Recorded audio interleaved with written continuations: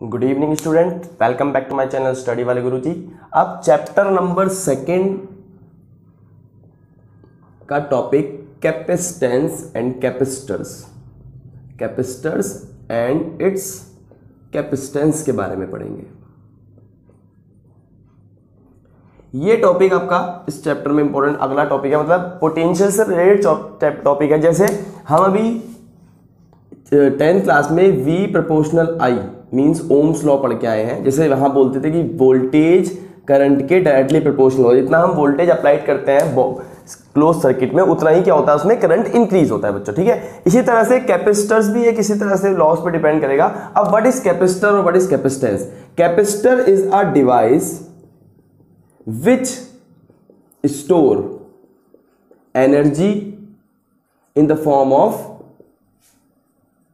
Charge, या फिर हम बोलेंगे store charge and energy in the form of, मतलब जो एनर्जी होगी वो कौन सी होगी, इलेक्ट्रोस्टैटिक ना। तो इसलिए हम बोलेंगे कैपेसिटर एक डिवाइस है जो चार्ज स्टोर करता है और एनर्जी स्टोर करता है। अब ये किस पे, ये क्या चीज होती है, ये एक कंडक्टर, इसे हम बोलेंगे पेयर ऑफ कंडक्टर से बनता है। ये पेयर ऑफ कंडक्टर मतलब दो कंडक्टर अलग अलग, बीच में खाली जगह, ये जो जगह है बीच में स्पेस जो है, इस स्पेस में अब देखिए आपको कोई भी चीज स्टोर करके अगर रखनी है तो आप वो कहां रखेंगे, खाली जगह बने, उसके जो फिल पार्ट होता है वहां तो आप ऐसे भी कुछ नहीं रख सकते। तो ये जो खाली जगह है यहां पे हम क्या करते हैं, चार्ज को और एनर्जी को स्टोर करते हैं बाद में यूज करने के लिए। ठीक है, तो कैपेसिटर एक डिवाइस है जिसमें हम चार्ज और एनर्जी स्टोर कर सकते हैं उसके एम्प्टी स्पेस में, और ये दो कंडक्टरों से मिलकर बना होता है जिसमें एक पॉजिटिव और एक नेगेटिव। और ये हमारा चार्जिंग बाय इंडक्शन, जो हमने फर्स्ट चैप्टर में टॉपिक पढ़ा है, इंडक्शन से चार्ज को ट्रांसफर करना। चार्ज को इंडक्शन से कैसे ट्रांसफर किया जाता है, विदाउट कांटेक्ट करके, उससे रिगार्डिंग ये रिलेट करता है। तो हम बोल सकते हैं capacitor is a device, its principle is charging by induction. इसका प्रिंसिपल क्या होता है, चार्ज इंडक्शन करने का। और ये क्या करता है, ये यूज किया जाता है डिवाइस में, ये ऐसा ही डिवाइस है जो क्या करता है, चार्ज और एनर्जी को स्टोर कर सकता है। ठीक है, और इस कैपेसिटर के इस एबिलिटी को मेजर करने के लिए जो इसकी वैल्यू बताता है वो होता है कैपेसिटेंस। तो capacitance is a ability of a capacitor, like resistors is a device and resistance it is property. तो यही है, capacitor is a device and capacitance is property to ability to hold, to ability of hold a charge and energy in a capacitor. ठीक है, तो ये capacitance जो होता है एबिलिटी होती है इसकी, और कैपेसिटर क्या है, एक डिवाइस जो चार्ज और एनर्जी को स्टोर करके रखता है। और किस प्रिंसिपल पे बेस्ड होता है, इंडक्शन, चार्जिंग के इंडक्शन प्रिंसिपल पे। ठीक है, इसी को अच्छे से एक्सप्लेन करेंगे, कैपेसिटर कितने टाइप्स के होते हैं, इसका प्रिंसिपल क्या होता है, इस तरह से देखिए आगे। अब मैं देखिए, जैसे हम इसमें बताएंगे कैपेसिटर दो कंडक्टर से मिलकर बना होता है, और कंडक्टर को पॉजिटिव और नेगेटिव करना हमें वो डिपेंड करता है उसको हम किस तरह का चार्ज प्रोवाइड करवा रहे हैं। तो हमने अगर एक पॉजिटिव कंडक्टर बनाना है तो हम इसको एक पॉजिटिव बैटरी के पॉजिटिव टर्मिनल से कनेक्ट कर देंगे, तो ये पॉजिटिव हो गया। दूसरे को हम अर्थिट करके नेगेटिव कर देंगे, तो इसके बीच में जो ये स्पेस बनेगा, ये वाला स्पेस, यहां पे हम चार्ज को स्टोर कर सकते हैं। अब देखिए इसमें क्या होता है, जितना हम ये वाले चार्जेस को बढ़ाएंगे उतना ही हमारा क्या बढ़ेगा, मतलब ये वाला वोल्टेज, ये V बढ़ाएंगे, वोल्टेज अप्लाइड वोल्टेज, उतना ही हमारा यहाँ क्या बढ़ेगा, चार्ज बढ़ता जाएगा, एनर्जी स्टोर्ड वाला।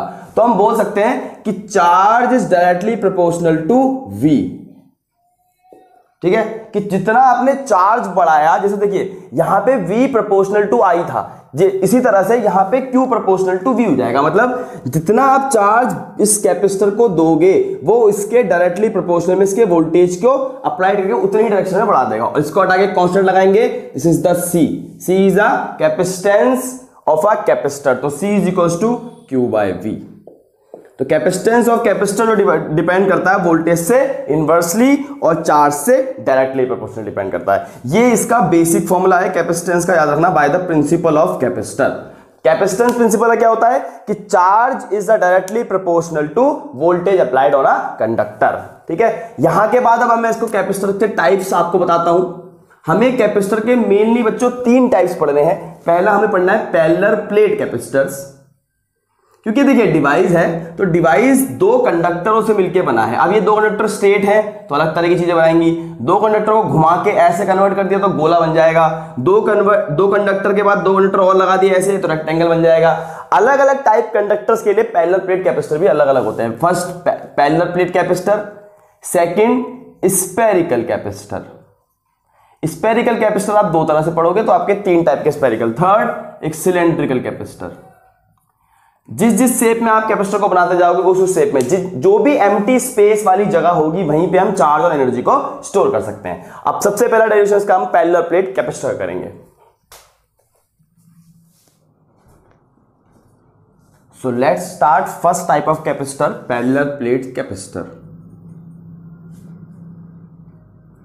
सॉरी,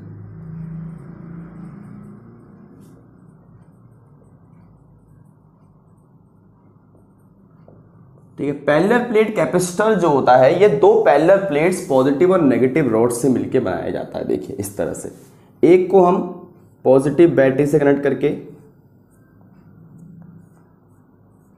पॉजिटिव चार्ज दे देंगे और एक को हम अर्थ हिट करके नेगेटिव चार्ज दे देंगे।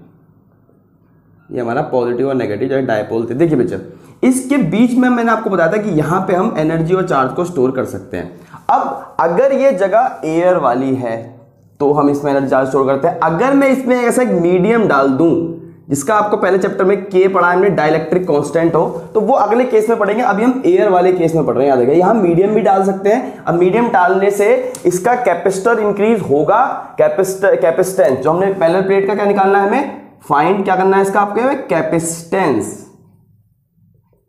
क्योंकि बच्चों देखो कैपेसिटर तो ये डिवाइस है, इसका कैपेसिटेंस हमें फाइंड करना है। तो अगर यहां पे मीडियम होगा तो इसके कैपेसिटेंस पे इफेक्ट पड़ सकता है, घटेगा बढ़ेगा वो बाद में दिखाएंगे। अभी हम एयर कंसीडर कर रहे हैं इसके बीच में, तब ये डेरिवेशन कर रहे हैं, आपका ध्यान है। ठीक है, अब हमें याद रखिए, देखिए इस तरह से अगर ये 2 टाइप हो, हमने पढ़ा है ये अपना इलेक्ट्रिक फील्ड जनरेट करता है, ये भी अपना इलेक्ट्रिक फील्ड जनरेट करता है। इन दोनों के जो ये प्लेट्स हैं, इस तरह से प्लेट्स बनाइएगा, इनके एरिया दोनों के ए हमने ले लिए, क्रॉस सेक्शन एरिया। ठीक है, क्रॉस सेक्शन एरिया ए होने की वजह से पॉजिटिव चार्ज फर्स्ट चैप्टर में by the Gauss theorem E is equals to उसका हमने निकाला था सिग्मा अपॉन एप्सिलॉन नॉट, याद आया, 2 एप्सिलॉन नॉट, सॉरी। ठीक है, इसी तरह से इसके लिए sigma, what is sigma, sigma is equals to Q by A। क्या होता है ये हमारा current, sorry surface charge density. इसी तरह से इसका formula E is equals to, इसको E1 मान लेते हैं, ये फर्स्ट प्लेट है और सेकंड प्लेट है मान लीजिए, और ये हमारा E2 is equals to minus sigma upon 2 epsilon naught. ठीक है, इस तरह से ये आ गया, क्योंकि सिग्मा, इसमें सिग्मा इज इक्वल्स टू क्या होगा,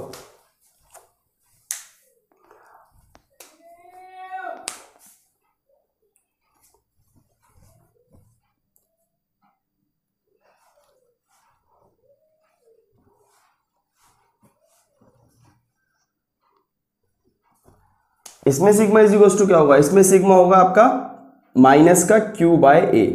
ठीक है, अब लेकिन ये इलेक्ट्रिक फील्ड हम निकालते हैं वेक्टर फॉर्म में, तो हम जब इसमें मोड लगाएंगे बच्चों तो ये हमारा सिग्मा अपॉन एप्सिलॉन, इसको मोडी फॉर्म में लिख लीजिए, माइनस सिग्मा अपॉन। ठीक है, अब देखिए इलेक्ट्रिक फील्ड, मैंने इलेक्ट्रिक फील्ड क्यों निकाला, क्योंकि मुझे कैपेसिटेंस निकालने के लिए फॉर्मूला क्या कैपेसिटेंस का, C is equals to Q by V। हमें चाहिए वोल्टेज मतलब पोटेंशियल, पोटेंशियल निकालने के लिए हम इलेक्ट्रिक फील्ड निकालना चाह रहे हैं। देखिए मान लीजिए यहां पे मैंने बोला हमें कहां पे स्टोर करना है एनर्जी, यहां पे, इधर पॉइंट पे स्टोर नहीं करना, तो हम इलेक्ट्रिक, सबसे पहले यहां पॉइंट कंसीडर करते हैं P। इस पॉइंट पे इसका इलेक्ट्रिक फील्ड कितना, इसकी डायरेक्शन क्या होगी, पॉजिटिव टू नेगेटिव, ये हो गई हमारी E1 की डायरेक्शन।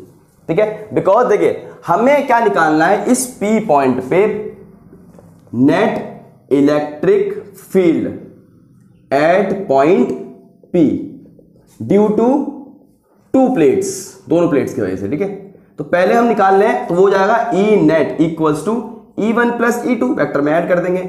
अब दोनों की डायरेक्शन देखते हैं P पॉइंट पे क्या है। E1 के लिए डायरेक्शन है आपकी पॉजिटिव टू नेगेटिव, और ऐसे ही E2 के लिए अगर ये साइन पॉजिटिव ये तो पॉजिटिव, तो इसकी डायरेक्शन भी इधर हो गई, दोनों सेम डायरेक्शन में, दोनों ऐड हो जाएंगे। E net equals to sigma upon 2 epsilon naught plus sigma upon 2 epsilon naught, because mod थे साइन खत्म कर देते हैं हम यहाँ से, ठीक है। इसके बाद जब हम इसको यहाँ से ये फॉर्म लगाएंगे तो ये हो जाएगा हमारा 2 sigma upon 2 epsilon naught, cut गया, sigma upon epsilon naught. This is the E net, ठीक है, for at a point P। अब इस ई नेट से हम निकालेंगे पोटेंशियल एट पॉइंट P, ठीक है। तो क्या हो जाएगा, by the formula of E is equals to dV upon dr, potential gradient V is equals to E into dr, तो V इज इक्वल्स हो जाएगा E इंटू R। R हम consider करेंगे इनके दोनों के बीच का डिस्टेंस स्मॉल d, ठीक है। तो यहां पे हमने लिया V इंटू ई के जगह value sigma upon epsilon naught into small d, ये हमारी वैल्यू आ गई बच्चों V की, ठीक है। उसके बाद हम यहां से हमें क्या निकालना है, कैपेसिटेंस, तो by principle of capacitance C is equals to Q by V, C is equals to Q को हमने Q में रख दिया, V के जगह हमने वैल्यू पुट कर दी, सिग्मा के जगह हमने Q by A epsilon naught into D, Q से Q cancel out, C is equals to A epsilon naught upon D। This is the capacitance of a parallel plate capacitor. Important derivation है, हम बोल सकते हैं parallel capacitance, parallel plate का capacitance उसके area और उनकी बीच के डिस्टेंस पे डिपेंड करता है। और तीसरी चीज permittivity of a free space, मतलब इस बीच वाले मीडियम पे भी डिपेंड करता है, ठीक है। इसको और अच्छे से आगे एक्सप्लेन करेंगे जब इसमें हम आगे बीच में मीडियम डालेंगे। तो ये बच्चों डेरिवेशन है। सबसे पहले देखिए, हम लोग दोबारा एक्सप्लेन करता हूं फटाफट। P पॉइंट पे हमने क्या निकाला, electric field due to positive plate, ठीक है। फिर इसी तरह से P पॉइंट पे, P पॉइंट हम ये देखिए, P पॉइंट हम क्या कंसीडर करेंगे, या तो यहां कर लीजिए यहां कर लीजिए, इसलिए हमने बाद में डिस्टेंस को D माना है।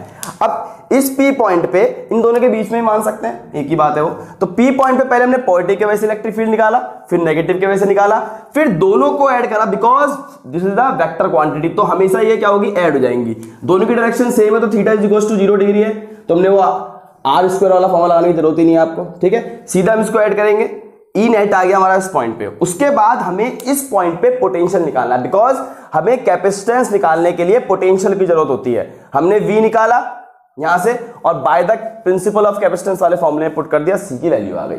डायरेक्टली प्रोपोर्शनल वाले कंडीशंस याद रखिएगा, C एरिया बढ़ाने से बढ़ता है, डिस्टेंस घटाने से घटता है, परमिटिविटी भी जितनी आप बढ़ाओगे उतना ही ये बढ़ता जाएगा। This is the most important derivation, अच्छे से रिवाइज कर लीजिएगा।